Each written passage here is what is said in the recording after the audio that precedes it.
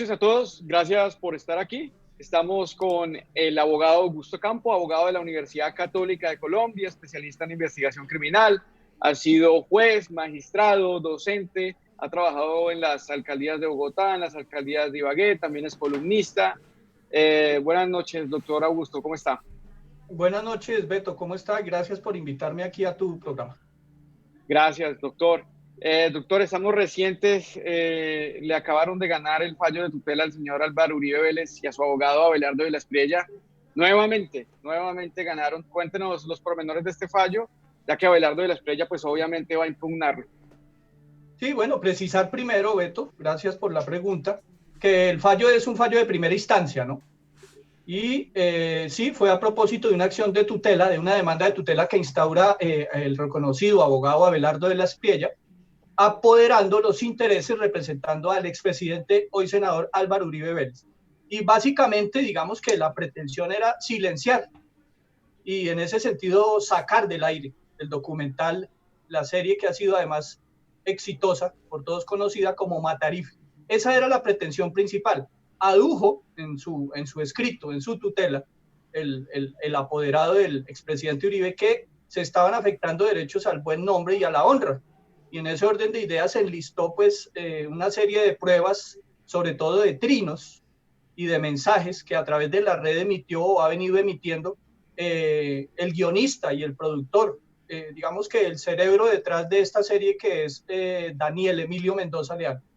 Y en ese orden de ideas, sí, el juzgado pues le da la razón en este caso a la parte accionada, ¿sí? Considera que no hay afectación de derechos invocados, en este caso, repito, a la honra, al buen nombre, y por esa vía pues niega, además en tiempo récord, la acción de tutela y se profiere el fallo, insisto, de primera instancia, lo que significa que pues vamos por la mitad del camino. Sí es un logro en defensa indiscutiblemente de la libertad de expresión, del derecho a opinar en Colombia y sobre todo para que se cumpla y se lleve a la realidad y se materialice ese mandato constitucional también que impide que se censure. En un país donde existe un Estado social de derecho, no se puede prohibir que la gente exprese sus ideas, que transmita el pensamiento ajeno a cualquiera que sea el medio, salvo porque hay excepciones, lógicamente, todo derecho, no hay derechos absolutos, hay limitaciones, salvo que se incurra en una injuria y en una calumnia. Y en este caso, a las luces de lo que señaló el fallo, pues los derechos fundamentales que invocaron en su momento, que invocó el doctor Abelardo de la Espriella, pues no fueron conculcados y en ese orden de ideas estaremos pendientes a ver si se decide impugnar la decisión, el fallo, la sentencia de primera instancia, para seguir el curso y mirar la suerte final ya en una instancia de revisión en segunda instancia, pues. Doctor, pues esto viene precedido de otros fallos de los cuales pues ganó el señor Gonzalo Guillén, que es cliente de Daniel Mendoza, que también es abogado, entonces se sabe mover muy bien en este medio y en el sentido de saber actuar y saber qué decir a la hora de no caer digamos, causales para futuras demandas, denuncias. Pero usted me decía fuera de micrófono, al inicio de la serie hay una frase contundente de Daniel Mendoza que marcaría este proceso. ¿Usted opina que ese fallo determinante en el cual pues a Daniel Mendoza, donde sale la palabra Matarife por culpa de Gonzalo Guillén, de haberle ganado esta tutela, es que se deriva todo esto? Sí, claro, sin lugar a dudas. Mire que, Beto, que ha habido siempre o existió el reparo cuando se presenta la serie y cuando comienzan los capítulos, en el sentido de que señalaron del lado de quienes consideraban que se afectaban los derechos fundamentales del expresidente, que se estaba pues frente a eso, ¿no? Frente a una afrenta que obligaba a formular una acción de tutela, todo porque el decir, el mencionar o el opinar o el titular la serie incluso como Matarife o señalarlo de como ha sido también conocido por todos, eso no lo dice el abogado Augusto Campo, ni Daniel Mendoza, ni la serie, ustedes revisan todos los registros de audios, entrevistas y en general videos y todo lo que aparece en las redes, pues los términos que normalmente suelen utilizar quienes se oponen y por alguna razón consideran que debe ser blanco de este tipo de señalamientos como Paraco, Matarife, ¿cierto?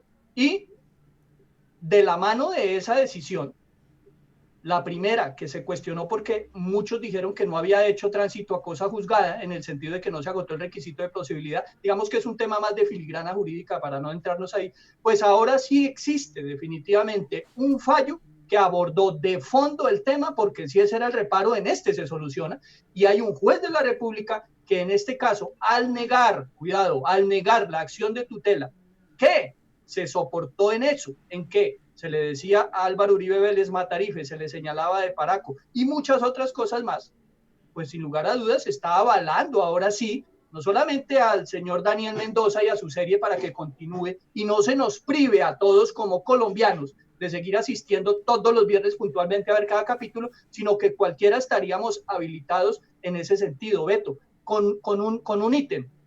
Y es que dentro de las pruebas que se aportan, que se aportamos nosotros, defensores aquí de la serie y de Daniel, se aportó un video de 1 minuto 20 segundos, se hizo referencia a él, en el cual, después de un juicioso estudio en cabeza además del doctor y todos los reconocimientos al doctor Juan Trujillo y al doctor Miguel Ángel del Río, se hizo un comprimido en donde en 1 minuto 20 segundos se extraen las partes en donde de viva voz, ojo, de viva voz, el mismo presidente Álvaro Uribe Vélez señala que a él no le importa, que a él no le interesa, que para él eso son nimiedades, el hecho de que le digan paraco.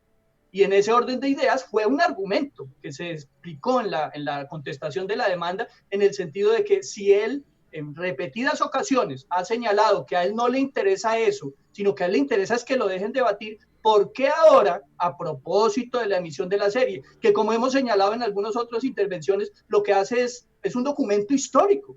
Eso es un documento histórico que compila una serie de documentos, de videos, de entrevistas, de documentales, en fin, y vienen ahora sí, ¿cierto?, interesados otra vez en silenciar, porque definitivamente si uno mira en blanco y negro, esa fue la intención, y esa ha sido la intención, y seguramente si impugna el doctor Abelardo de la Espriella, seguirá siendo la intención. ¿Cuál? Impedir a los colombianos, a esa numerosa audiencia a través de todas las redes, ¿cierto?, seguir asistiendo todos los viernes, repito, puntualmente, a ver capítulo por capítulo de esta exitosa serie.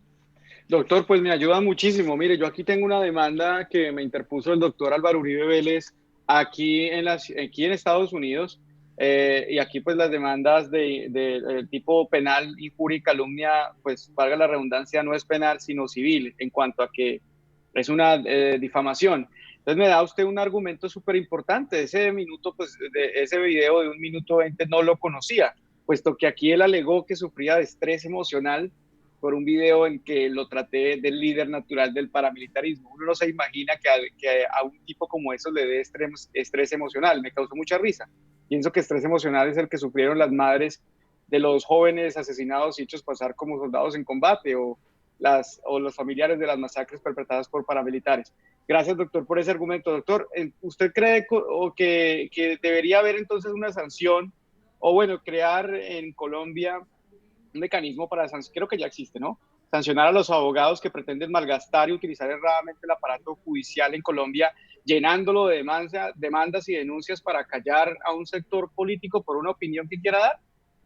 Bueno, entonces, interesantísima la pregunta, Beto, y tiene, digamos, varios escenarios. A ver, primera lectura, sin lugar a dudas, en tratándose del ejercicio de la libertad de expresión como derecho constitucional, artículo 20 de la Carta, y en una de sus modalidades puntuales, el derecho a opinar, el acudir de manera sistemática, repetitiva, ¿cierto?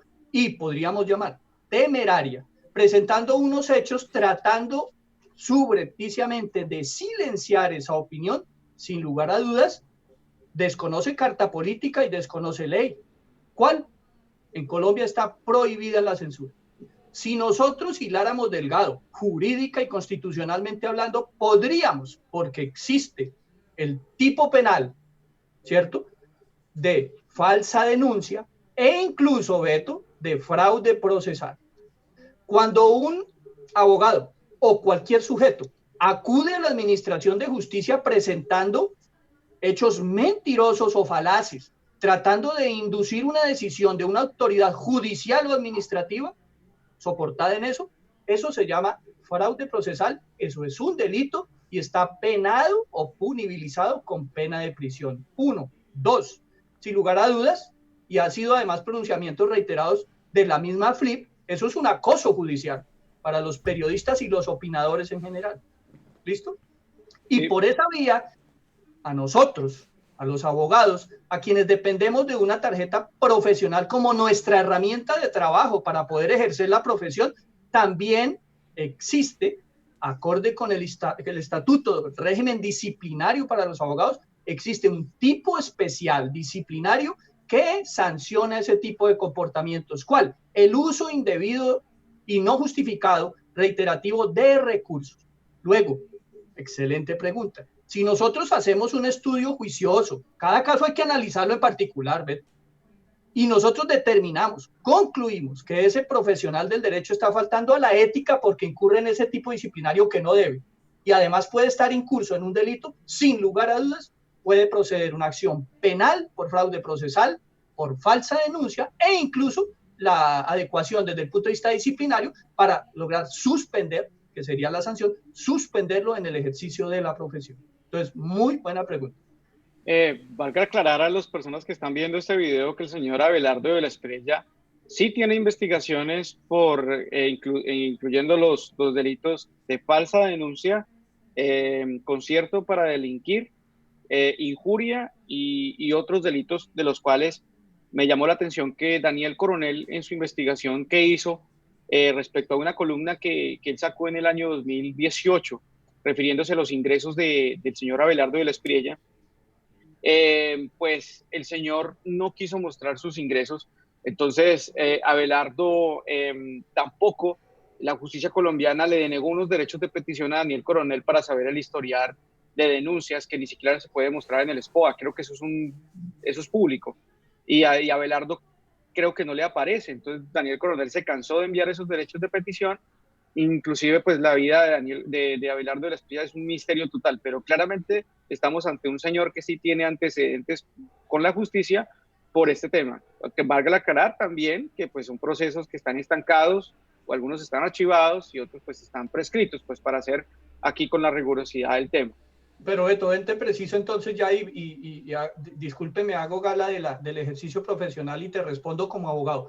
Ojo, en Colombia, ¿sí? Hasta tanto no exista una formulación de imputación penalmente hablando, esas diligencias por vía de la indagación preliminar tienen reserva.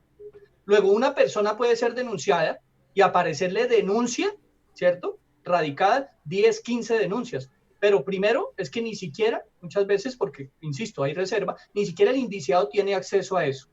Salvo que se entere y solicite ser oído en entrevista o en interrogatorio, eso permanece porque es un sigilo que lleva la fiscalía para proteger su investigación, su trabajo metodológico, ¿cierto? Su plan metodológico, hasta tanto, insisto, se formule la imputación. A partir de la formulación de imputación, de conformidad con la ley de procedimiento penal colombiana, ya el sistema acusatorio en vigencia permite que se tenga conocimiento, como ustedes han visto ya y se han mediatizado tantos casos. Luego, ojo, es posible que cualquier persona, no solo el doctor Abelardo de la Espriella, sino muchos colombianos, una justificada y otras injustificadamente, estén o estemos, porque también nadie está exento, a que lo denuncien unas veces, insisto, de manera razonable y otras por vía de denuncias temerarias, 10, 15 o 20 veces. Tan solo serán públicas cuando se formule imputación y considere la fiscalía que existe un mérito para eso. Y más allá de eso, que yo sí, y en eso sí quiero ser claro, desde el punto de vista del garantismo penal, Beto, una persona solamente puede ser calificada como delincuente cuando existe una decisión de juez penal que haya cobrado ejecutorio. Mientras tanto, siempre respetuosos del debido proceso y el derecho constitucional del artículo 29 de la Carta Política, debemos presumir su inocencia y entonces en esos términos referirse a la posible comisión, al posible autor, al presunto autor. ¿Listo? Pero entonces, doctor, entonces ahí creeríamos entonces una contradicción en cuanto a que el tema con los personajes públicos, ellos tienen un rango más alto. Explíquenos eso. ¿Cómo un personaje público tiene un rango más alto de tolerancia frente a adjetivos que la gente le quiera dar a una persona natural? O sea, en razón de la comparación con Claro. Álvaro Uribe Vélez. Claro, claro, pero entonces, a ver, otra cosa. Entonces, para ir aclarando, esto resulta una clase de derecho interesante. No, es que yo soy Una estudiante, cosa, yo estoy en décimo semestre de Derecho. bueno, entonces vamos a ver, don Beto, para cómo queda usted preparado ahora para los preparatorios, señor. Oiga, No, tengo que ir a póngale Colombia a cuidado. arreglar eso. Una cosa, cuidado, una cosa, ¿cierto? Es el escenario civil constitucional que afronta una persona cuando tiene que asumir una demanda civil constitucional como la tutela para demostrar su inocencia frente a la comisión posible o afectación de derechos a la honra y al buen nombre.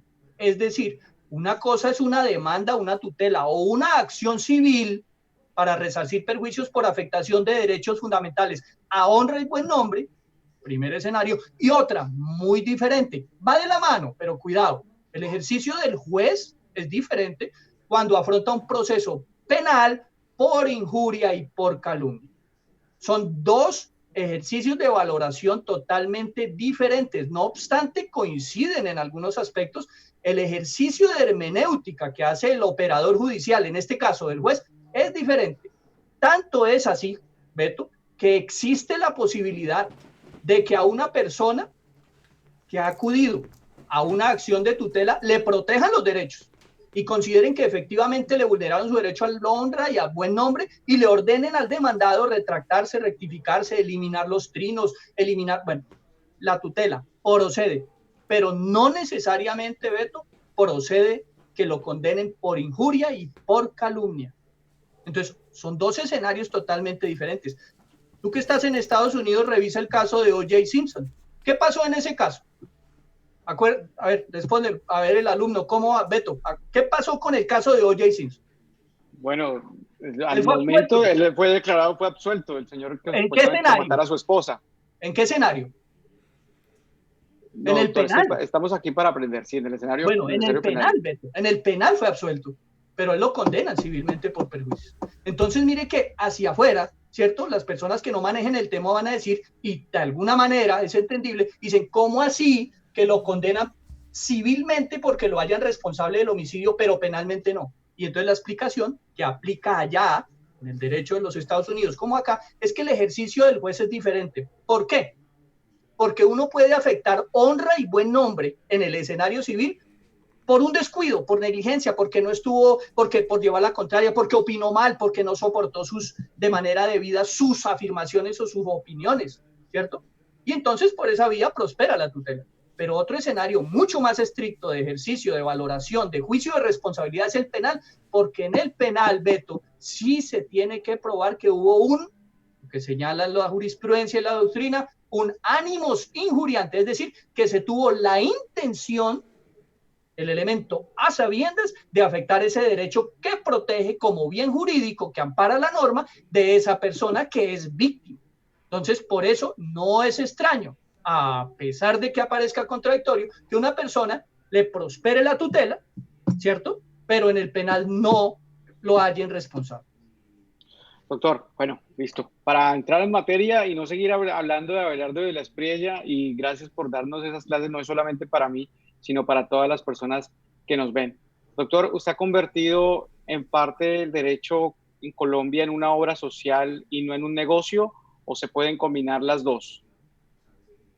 A ver, no, bueno, muy buena pregunta. A ver, digamos que para que tenga alguna explicación, el ejercicio que yo hago, interpretando la función social que debe cumplir el derecho, pues definitivamente eso, o sea, eso no es por arte de magia que de pronto se le ocurrió al doctor Ocampo ahora en la oficina, ¿sí? Ya después, ya uno de viejo, entonces salir con eso. No, Beto, la historia de vida mía, el recorrido, digamos, todo el trajín de vida que me tocó afrontar a mí para poder estudiar, ¿cierto?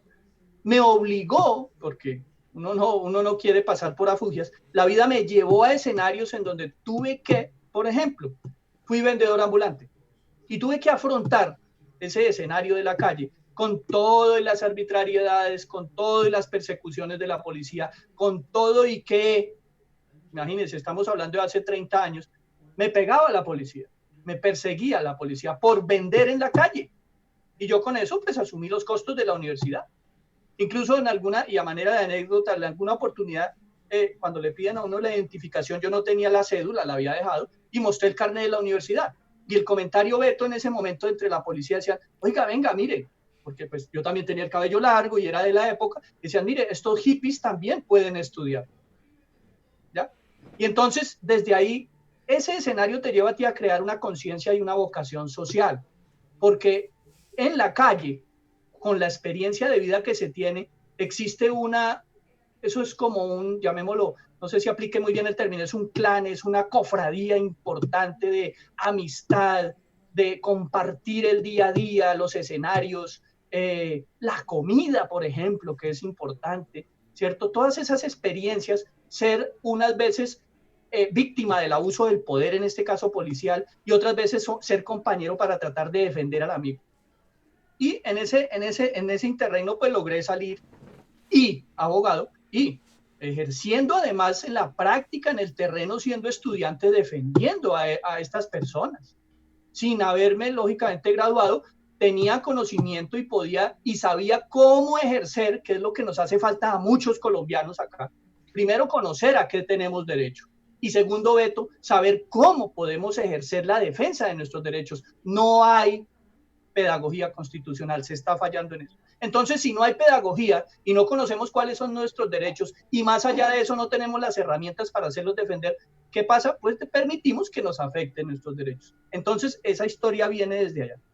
Después yo me gradué, también fui operador judicial, como señalaste, después fui juez magistrado, y desde el ejercicio profesional, pues sí, siempre ha existido eso, hemos apoderado y tenemos una línea en la oficina que se apropia de eso que llamamos nosotros causas justas, y entonces por esa vía representamos a los vendedores ambulantes, a las señoras agredidas, en este caso, por ejemplo, al patrullero Zúñiga, gentes que normalmente, y entonces devolvemos la película de vida, sufren y padecen situaciones que nosotros tuvimos que afrontar y que hoy no tienen, pese a que tú ves, existe, mi tarjeta es la 111-348, en Colombia debe haber más de 300.000 abogados. Y muchos, respetuoso, Beto, respetuoso, consideran que es una herramienta, un medio, el ejercicio profesional para comprarse un yate, por ejemplo, respetuoso. Es magnífico y si lo logran y es su sueño, pues cumple su sueño y se realiza como proyecto de vida. Pues en el caso mío no, o sea, ni tendré yate, ni tendré avión, ¿cierto? Ni tendré penthouse, ni finca, ni chalet en Miami, no, porque a mí no me interesa eso. Yo me siento bien, duermo bien y tengo mi conciencia tranquila primero, porque puedo ver a mis ojos a mis hijas y a mi familia y a mi esposa, ¿sí? Porque he sido honesto, honrado y me han buscado todo lo que quieran y nunca han encontrado nada y no lo van a encontrar. Entonces, ese es para mí, vale más que un yate, vale más que un avión, vale más que un hotel, que finca, en fin. Ese es mi patrimonio, los conocimientos y la posibilidad, Beto, de poner al servicio la profesión, los conocimientos, la experiencia, sobre todo en esa parte que te alimenta el espíritu, así me pasa a mí, de ayudarle a las personas. Y gracias por lo que hace, doctor. Doctor, le quería hacer una pregunta para ir avanzando. ¿Usted qué opina del populismo punitivo en Colombia? Por ejemplo, concretamente el tema de la cadena perpetua. No, pues supremamente grave, Beto. O sea, mira cómo me llevas tú de la parte, ejerciendo yo a través de la conferencia contigo de abogado y, ¿no? Y otras para la parte humana. Entonces vamos otra vez a la parte de abogado, ¿listo? Y entonces hay que presentar argumentos serios y razonamientos serios en relación con el por qué no, desde el punto de vista de la política criminal y de la victimología, la cadena perpetua, como la pena de muerte, no son la solución. Y entonces, para no extendernos a manera universal, que existen los ejemplos, ubiquémonos en Colombia. Uno, está prohibida constitucionalmente. Segundo, política criminal, estudios victimológicos señalan que largas penas no solucionan, no resocializan, porque además es contra la misma naturaleza de la función resocializadora constitucional de la pena. Se termina y se acaba de tajo esa función que es constitucional, el resocializar. Si a una persona la condenan a cadena perpetua, pues nunca se va a poder resocializar. Ojo, en Colombia constitucionalmente están prohibidas las cadenas perpetuas, la pena de muerte, ¿ya? Entonces, por esa vía, además presagiándole desde ya les anuncio, seguramente va a ser así, ojalá garantistamente la Corte Constitucional declare la inexequibilidad y no implante la cadena perpetua. Beto, en Colombia las empresas criminales y un delincuente común, una persona que delinque, no está revisando la noche anterior no coge el código y dice, bueno, yo estoy acostumbrado a estafar, ¿no, Beto? O todos los dos tenemos esa empresa criminal, supongamos. Y miramos por la noche y decimos, uy, te llamo, Beto, le acaban de subir y acaban de incrementar la pena para la estafa. Entonces ya no estafemos. Vamos a mirar, ¿a qué nos dedicamos ahora? ¿Al abuso de confianza? ¿Al hurto? Eso no lo hace la persona.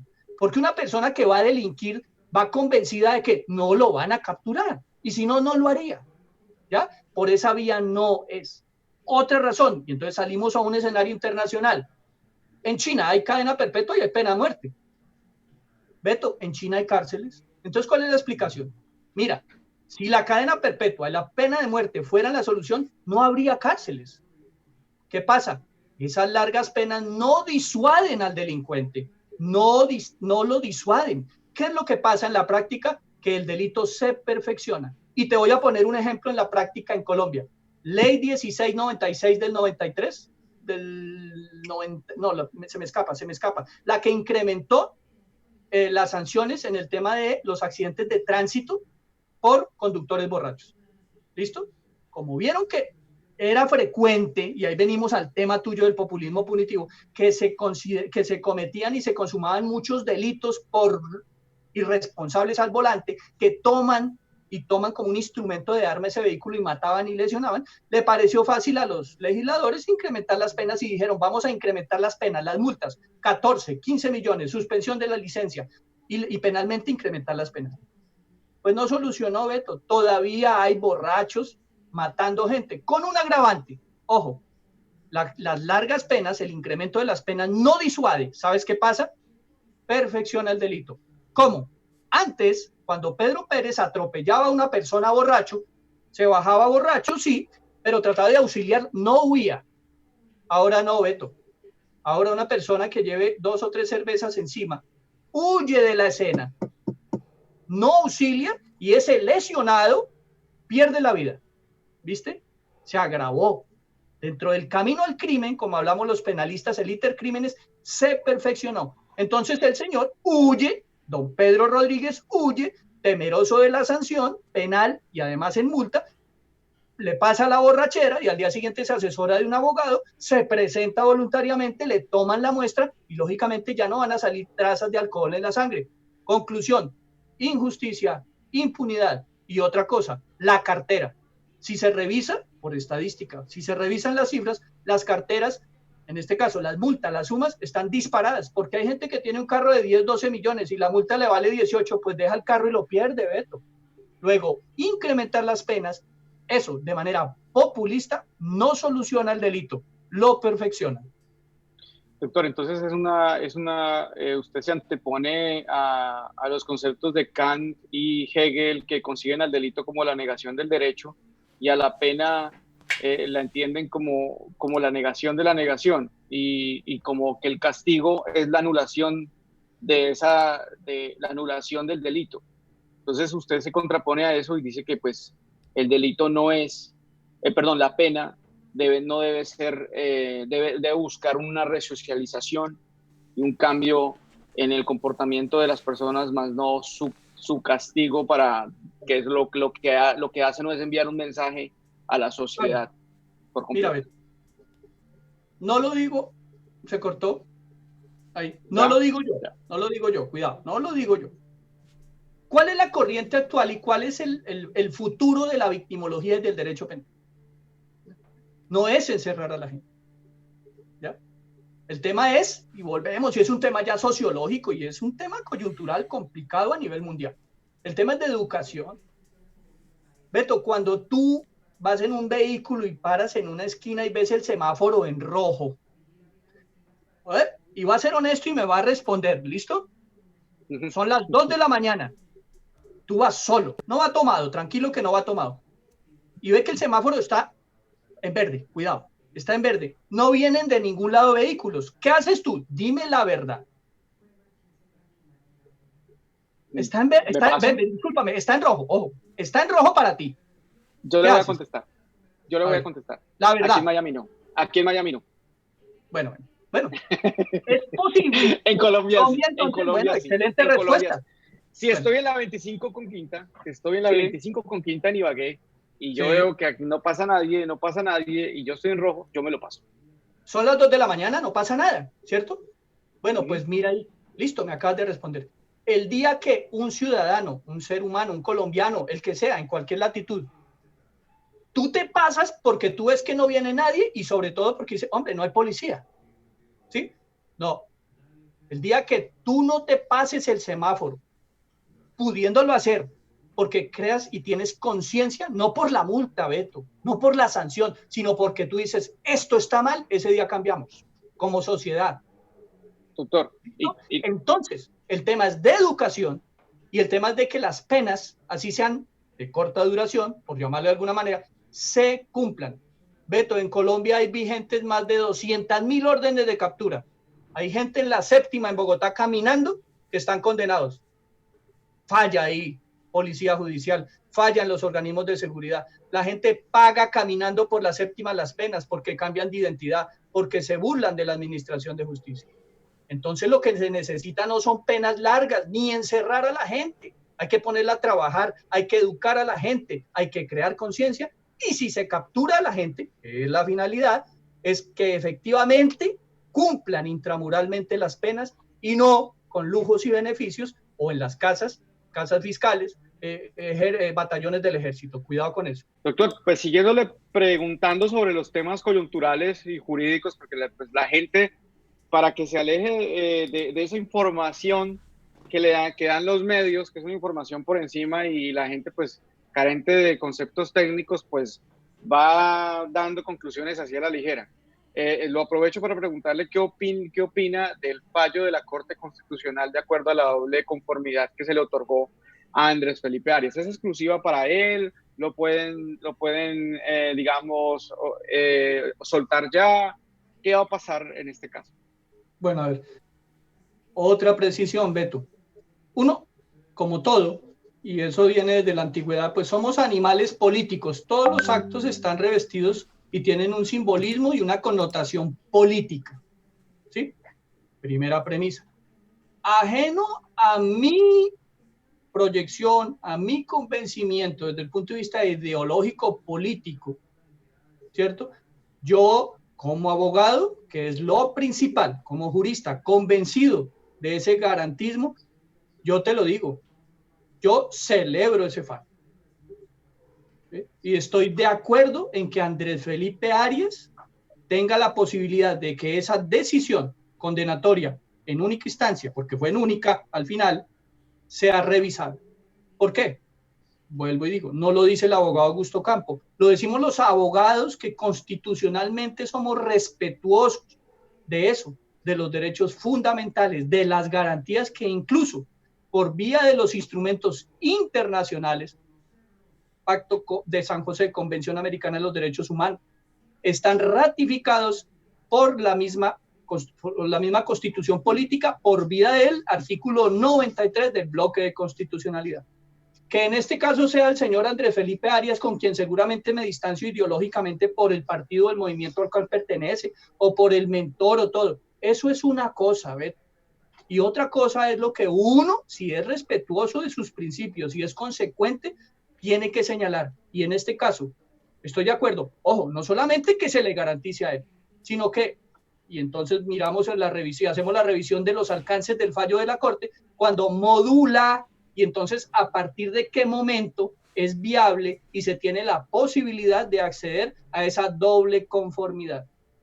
No confundir doble instancia con doble conformidad. Sobre eso hay mucha confusión y es bueno, Beto, hacer pedagogía sobre el tema.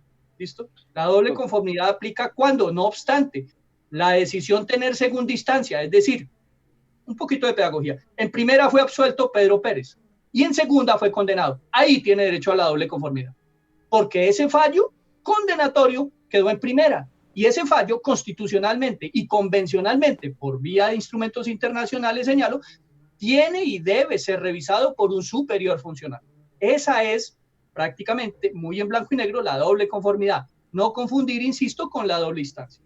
No todo proceso, todo expediente o toda sanción que hace curso las dos instancias, primera y segunda, garantizan la doble conformidad. ¿Por qué? Por lo que acabo de señalar, puede que en primera instancia te absuelvan, en segunda te condenan. Esa condena tiene que tener una revisión. Si se deja ahí, hay violación de derecho fundamental. Por esa vía estoy de acuerdo con la Corte. Perfecto, muy bien. Que moduló la Corte y vamos a ver a cuándo y cómo aplica, ¿no? ¿A partir de qué? Ahí viene un tema complicado, Beto, porque como estamos hablando de derecho penal, ¿sí? En donde se juzga conducta humana, uno, y donde se debe ser en extremo garantista por artículo 29 de la Carta, es el señor que fue condenado hace 10, 15, 20 años, ¿tendría la posibilidad de solicitar eso? En mi sentir, y ahí sí me aparto un poco de la Corte, sí tendría derecho. Porque acuérdate que el principio constitucional de favorabilidad aplica para todos. Y si en este momento, a partir de cuando se profiere la decisión de la Corte, esa medida es favorable, esa decisión es favorable, debería, en términos jurídicos, mutatis mutandis, aplicándolo para cada caso dependiendo, debería aplicar para todos, Beto, independiente incluso, cuidado, de si está, independiente incluso del delito. No, es que para algunos delitos se va a permitir la doble conformidad, no, en mi sentir, constitucionalmente tiene que aplicar para todos, porque aplicamos derecho a la igualdad, principio de favorabilidad, de dignidad, bueno, y más derechos constitucionales. Luego, en ese puntual evento que tú me señalas, estoy totalmente de acuerdo, ajeno al nombre, Beto. Pedro sí. Pérez, Andrés Felipe Arias, no me interesa. Veremos a ver si existen los elementos de juicio y lo decidirá ese tribunal especial que va a resolver la segunda instancia, si mantiene la condena y si o si, en su defecto, después de valorar esas pruebas, considera que es inocente. Y si la decisión, Beto, es de absolución, hablo yo como abogado, hay que ser respetuoso de esas decisiones. Nosotros no podemos caer en ese juego de ser selectivos, que cuando yo pierdo, ataco y reprocho, y cuando gano estoy de acuerdo y es lo mejor, es la máxima corte. No, aquí se tiene que ser de una sola línea. Doctor, el expresidente de la Corte Suprema de Justicia, el señor Jaime Arrubla, entonces indicó que al momento de redactar la Constitución Política de Colombia, se determinó que estas personas que son objeto digamos, de un beneficio y más no de un detrimento de sus derechos, hablando de los congresistas, que son investigados simplemente en única instancia por la Corte Suprema, tenían un beneficio y no un detrimento de sus derechos, puesto que estaban siendo investigados por un órgano especial que tenía en sus funciones casi una función democrática del fallo, o sea, que eran 9 personas las que como tal lo juzgaban, que es un beneficio frente a un colombiano cualquiera que solamente es juzgado por uno. Entonces, que por esa razón no era un detrimento. Entonces, ¿usted considera que entonces que esto es un fallo de la Constitución del 91, que dejamos pasar así hasta esta época y por eso tenemos este chicharrón tan grande que es retroactividad o no retroactividad? ¿Es error de la Constitución del 91? No, Beto, entonces ahí sí, y en contravía de lo que señala su señoría el doctor, el ex magistrado, es lo siguiente, Beto. La posibilidad de ser juzgado en única instancia por esas 9 personas, y entonces dicen las abuelas, mijo, es que 2 o 3 piensan mejor que uno, ¿cierto? Sí. En la práctica es eso lo que señala el doctor. Es mucho más garantista, dice él, que lo juzguen 9 y no 1. Relativo, por lo siguiente. 1, esa persona que tiene fuero, que es condenada por la Corte en única instancia, de quien ahora se predica la posibilidad de tener la doble conformidad, Beto, tuvo la posibilidad de renunciar al fuero. Él escogió. Claro, naturalísticamente, per se, él tiene fuero y entonces su juez natural competente es la Corte. Pero es que, ojo, él puede en algún momento renunciar a eso. Acuérdese que ahora ha estado muy en boga el tema por lo de Álvaro Uribe. Decían, no, va a renunciar para que tenerle entonces lo juzga un circuito y en primera y en segunda el tribunal, o el tribunal sala penal y en segunda la Corte. El fuero es eso, es una prerrogativa, pero eso no amarra a la persona. Él puede renunciar. Unos considerarán seguramente como el honorable magistrado que yo prefiero ser juzgado por la Corte, que son 9 magistrados, que es la instancia vértice de cierre donde se supone que está lo mejor, se supone, ojo, se supone, ¿ya?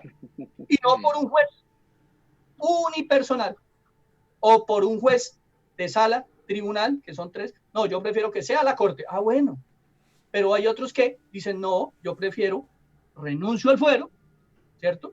Y que me juzguen en primera un juzgado circuito y en segunda el tribunal, o un tribunal y en segunda la corte.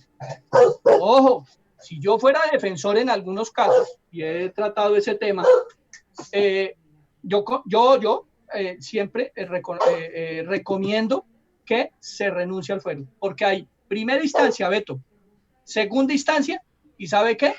Va a llegar a la corte por casación, va a llegar allá, viejo. Entonces tiene una instancia, doble instancia y Corte Suprema. Lo que pasa es que, y están en su derecho, ¿sí? Escoge y dice, no, yo quiero la Corte en única. Bueno, respetable.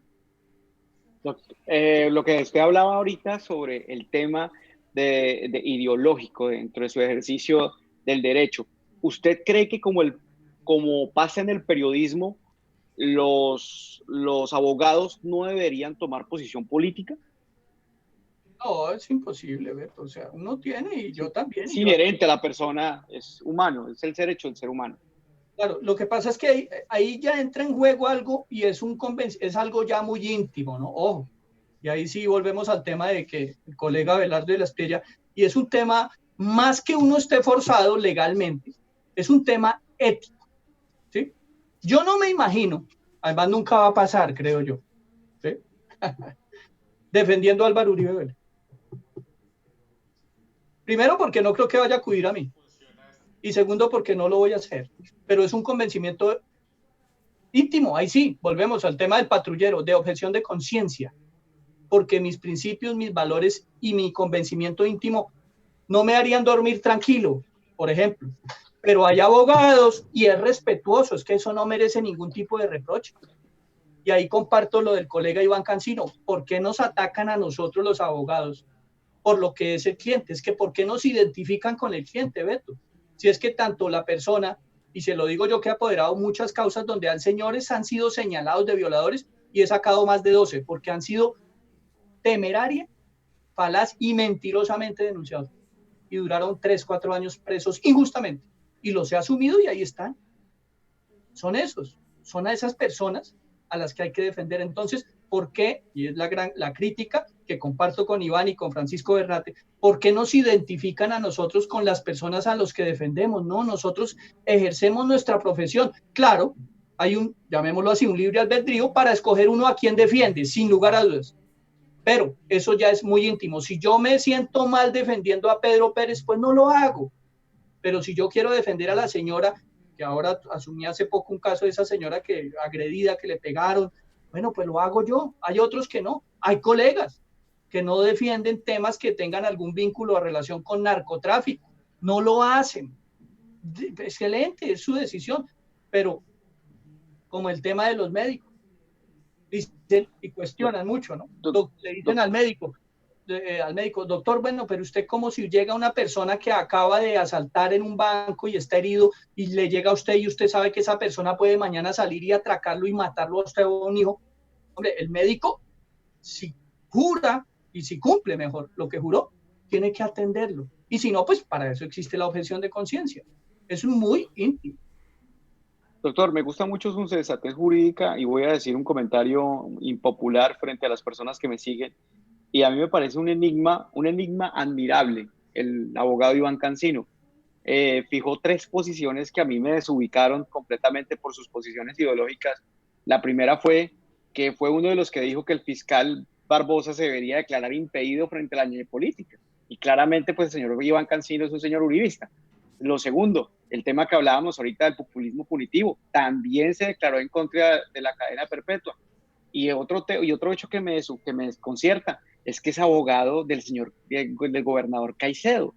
Entonces, es un tema, y ahorita... Iván en la práctica es eso, es lo que nosotros los abogados litigantes hacemos en el terreno, ¿sí? Sí. En alguna oportunidad, por alguna anécdota personal, le cuestionaban a alguien que yo había asesorado a una persona en una cárcel, bueno, en fin, y esa persona le respondió, ¿cierto? ¿En dónde están los médicos? En los hospitales. ¿Ya? ¿En dónde están los abogados penalistas? En las cárceles. ¿Quiénes acuden a los abogados penalistas? Ahora, después de que terminemos de charlar y a propósito del giro normal de la profesión del ejercicio, a mí me han llamado también gente llamémoslas gente de derecha, de izquierda, de todo, es que eso es otra cosa. Dicen, venga, doctor, es que me parece que usted maneja este tema, me puede defender, entonces yo miro, analizo, sí, si hay elementos de juicio y me voy a sentir bien y no voy a sentir ni a traicionar mis principios, ni más faltaba, pues lo asumo, ¿ya? Pero es un tema, eso. Y con Iván existe un distanciamiento absolutamente, y somos diametralmente opuestos en el tema, llamémoslo ideológico, político, ¿sí? Pero en el ejercicio profesional coincidimos en muchas cosas por eso, porque tanto para él como para mí está claro, y seguramente en las reuniones y todo, está primero ser respetuosos del debido proceso, de la presunción de inocencia, ¿ya? Y claro, yo entiendo entre comillas, la sorpresa tuya. Y de alguna manera hacia este lado, cuando yo seguramente en las redes sociales lo he expresado así, a favor, por ejemplo, defendí un tema de Santrich por su violación de los derechos, todo el tema con todo lo que generó crítica, y en este caso de André Felipe, si tú revisas también en Twitter, yo también, porque uno no puede acomodarse en ese sentido. Sí, a veces el sesgo ideológico, uno no puede permitir que a veces ataque o le nuble a uno la sensatez. Y eso falta, a veces eso falta en Colombia. Doctor, para dejar de hablar de otros abogados, me siento avergonzado. Aquí hemos hablado de Cancino, hablado de Abelardo. Usted trabajó en la alcaldía de Bogotá de Gustavo Petro y cuéntenos cómo fue su experiencia en contraste con también haber trabajado con la alcaldía de Ibagué, en la alcaldía de Ibagué. Pues bien, digamos que el recorrido mío desde cuando salí de la universidad estuve vinculado con la rama judicial y fue una gran escuela, indudablemente. La forma de proyectar ahora en el ejercicio profesional las decisiones, las demandas, las denuncias penales, pues vienen de ahí. Tuve por fortuna también grandes maestros en ese sentido, magistrados ya retirados, profesores. Aproveché por eso, ¿no? Digamos que la sed de conocimiento y de salir adelante en el ejercicio profesional, pues hacen que tú te esfuerces y tengas disciplina si se tiene y vocación. Y entonces después de haber acotado, digamos, ya más de 12, 13, 14 años en la rama judicial, sí, por alguna circunstancia me llamó Gustavo Petro y trabajé como director distrital de asuntos disciplinarios. Tema que yo había como primicia, fue a propósito de la inversión que yo hice en el proyecto de inversión, valga la redundancia, de esos dineros que se construyó la única que hay ahora en Bogotá, sala de audiencias disciplinarias del distrito. Cuando yo llegué no la había en la alcaldía. Ahora está ahí, quedó adecuada toda como una sala de un juzgado para asumir los procesos e impulsar en ese momento los procesos verbales que estaban estancados. Ese fue un legado que dejamos ahí de la Bogotá humana. Y bueno, con todas las controversias y las discrepancias, los debates y las oposiciones que se ha hecho, pues seguramente han revisado hijo de mil veces, como dicen las abuelas, esos contratos y todo lo que yo suscribí, no han encontrado absolutamente que se haya perdido una moneda de a peso. Me siento orgulloso de eso. Después terminé el último año como gerente de litigios de la empresa de energía de Bogotá. También un tema mayúsculo, un gran reto, sin reparo también, y lógico, normal, quienes ganan las elecciones y tienen el poder, el que tiene el poder decide. Enrique Peñalosa nos sacó y me dediqué entonces de lleno, ya retomé los temas de mi oficina en el ejercicio profesional y ahí estamos dando la pelea, defendiendo a las personas sobre todo, ¿no? No lo puedo despedir sin preguntarle, ¿a usted le gusta la política? Sí, le gusta, pero ejercerla, llegar a practicarla. Pues si por ejercer la política y llegar a algún grado, algún cargo, digamos por elección popular, que creo que es por ahí la pregunta, se puede seguir ayudando o se ayuda más, sin lugar a dudas, es bien interesante.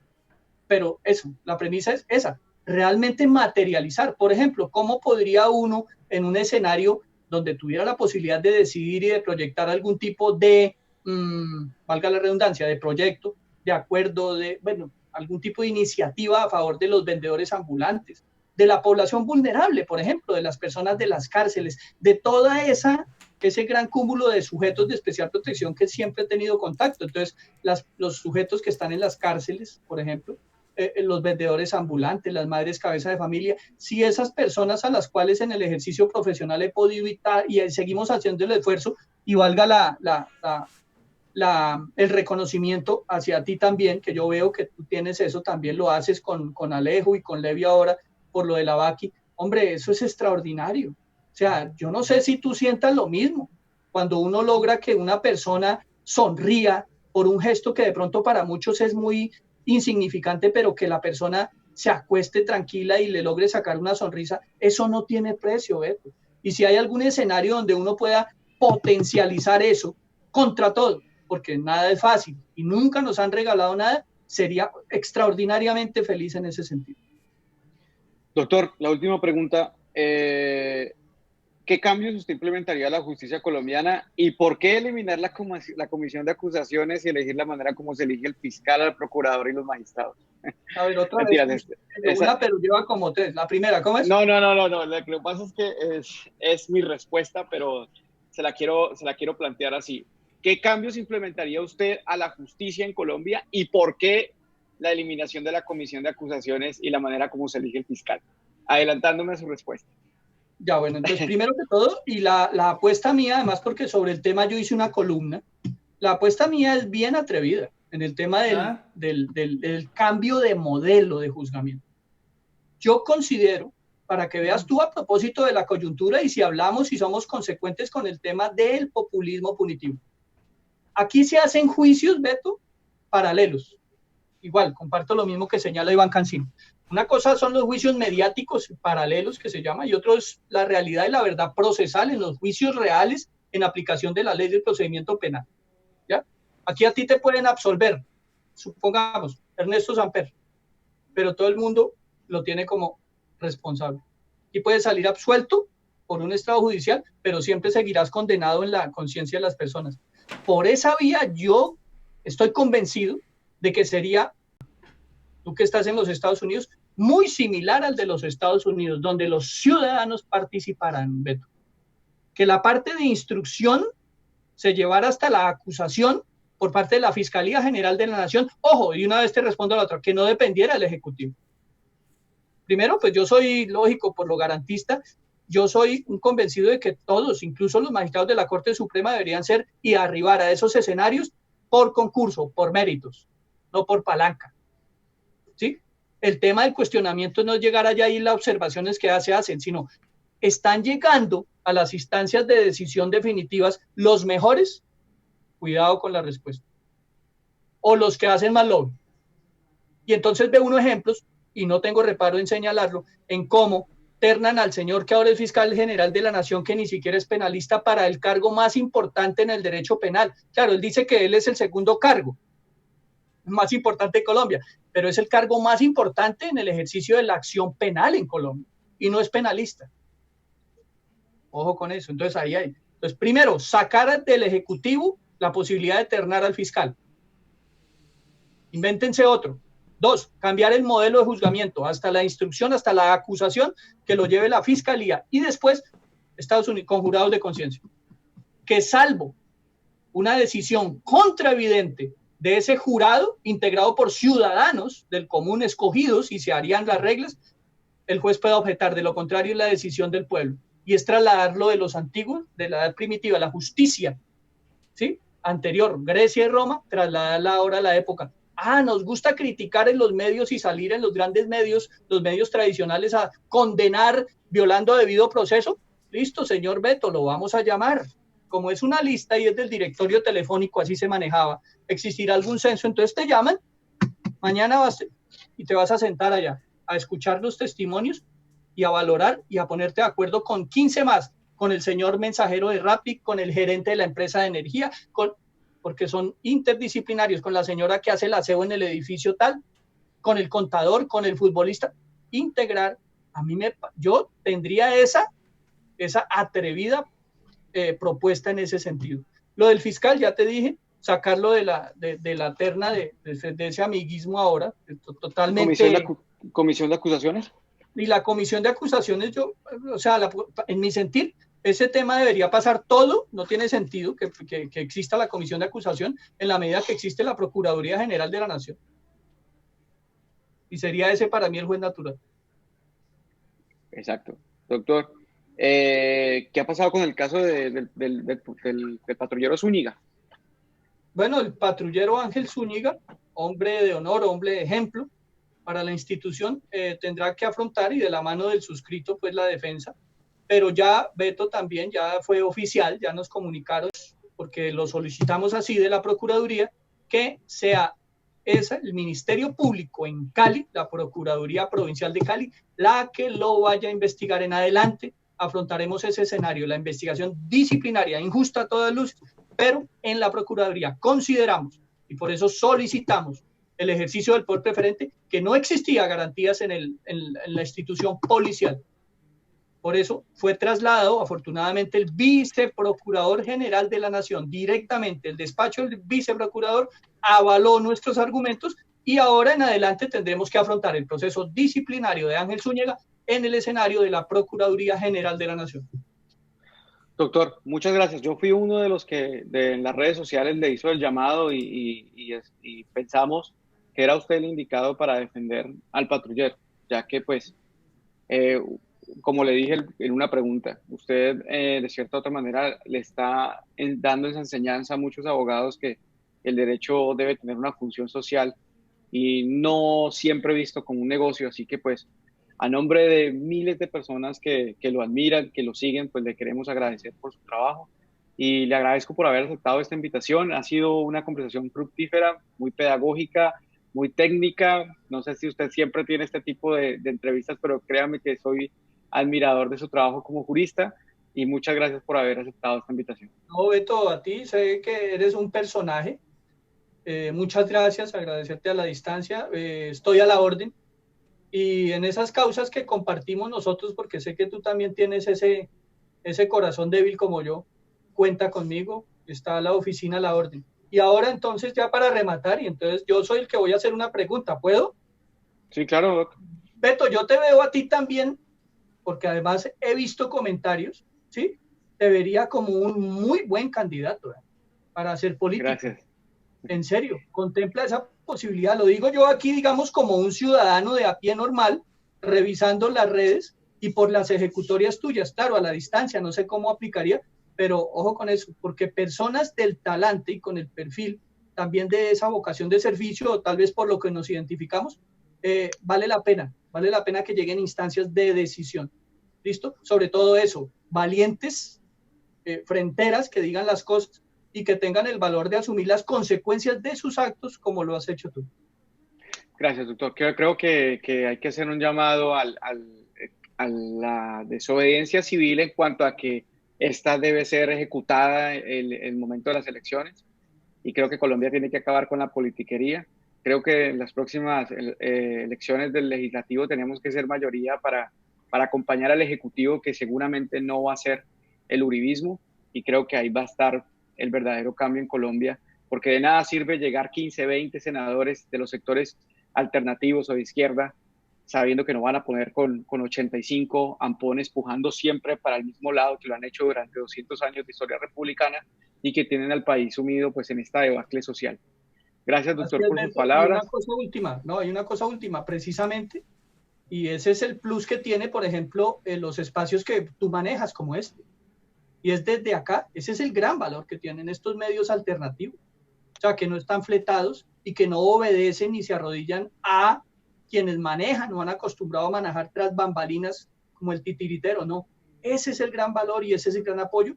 Y a la distancia, precisamente eso, toda la fuerza, el apoyo, la solidaridad para que estos medios como el tuyo y como tantos que hay sigan haciendo esa pedagogía, porque sin tener una paga y sin tener la billetera llena de dinero, siguen encaminados a hacer esa labor de conciencia y de información honesta, transparente y objetiva. Doctor, muchas gracias por estar acá. Gracias a todas las personas que nos vieron. Él fue el doctor Augusto Campos. Gracias, Beto, muy amable.